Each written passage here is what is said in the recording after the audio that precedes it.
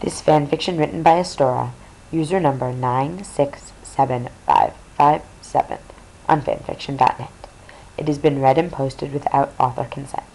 All rights belong to this author, and all words henceforth do not belong to the speaker. Disclaimer. This story is based on characters and situations created and owned by Stephanie Meyer. No money is being made, and no copyright or trademark infringement is intended. He was a quiet man. The one thing Charlie Swan regretted the most was that he never got to see his little girl grow up. His whole life had been filled with disappointments, so part of him, that constant, self-demeaning part of him that he despised, told him that it was just another disappointment to add to the mix, and that he shouldn't dwell on it. The logical police chief Swan part of him disagreed, and it was this, only this, that kept him holding on through his doubts and grief. It was not his fault, he sometimes reminded himself. It was not his fault that his ex-wife was too flighty, too needy, to settle down with him and their 1-year-old daughter. It was not his fault that it was she who was given custody of his precious baby girl Bella, for that was the way the courts worked. Children usually, almost always, went with the mother. It was not his fault that he only saw his daughter a few times a year. It was even less his fault that she had decided she despised his town and everything associated with it.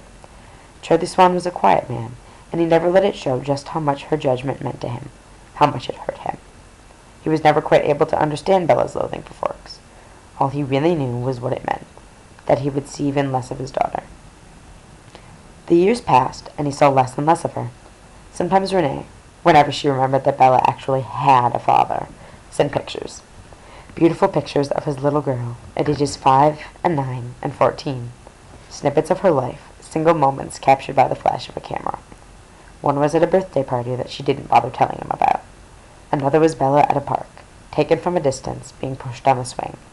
She was so young, so innocent, and happy. He seldom saw Bella happy when she came to visit him in Forks, and it tore him apart. When she was only 9, she came to visit. He remembered the day as if it were barely a minute ago. She had come through the door, with her beanie on and her scarf wrapped around her neck and mouth. It was November, and frightfully cold, but the house was warm enough.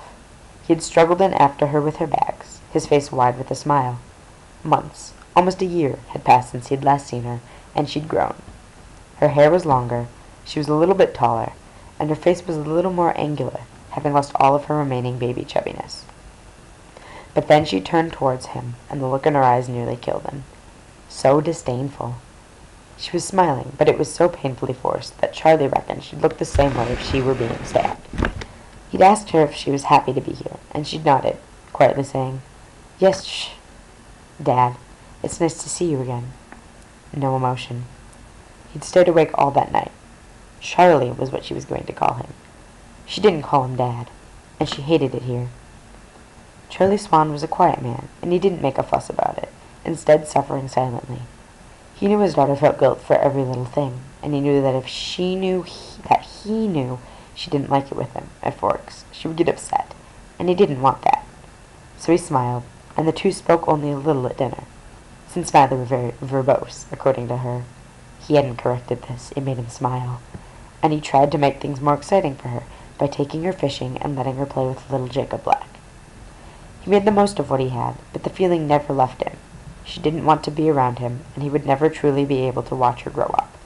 From the tiny baby he once held in his arms, so fragile and full of life, to this untouchable, silent teenager he hardly knew, Charlie ached with the knowledge that he had missed his chance.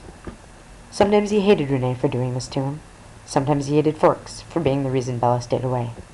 But most of all, he sometimes hated himself for not being what Bella wanted, even though he didn't know what she wanted him to be. She never spoke to him, never confided in him, never told him anything, not even when she actually moved to Forks to live with him. Live with him.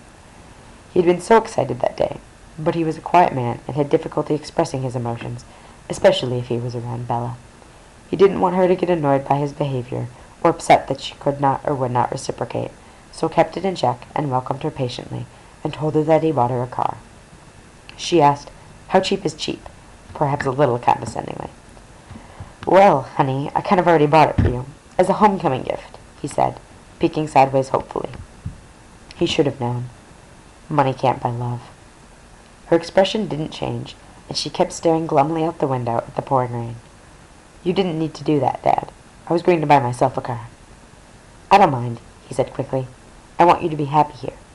But he could no longer look at Bella, not only because he needed to keep his eyes on the road, but also because he didn't want to see that passive, unimpressed face, knowing that if he watched her any longer, he wouldn't be able to cope. That's really nice, Dad. Thanks. I really appreciate it. So forced, so rehearsed. She hated it there. He was embarrassed, but not because she thanked him.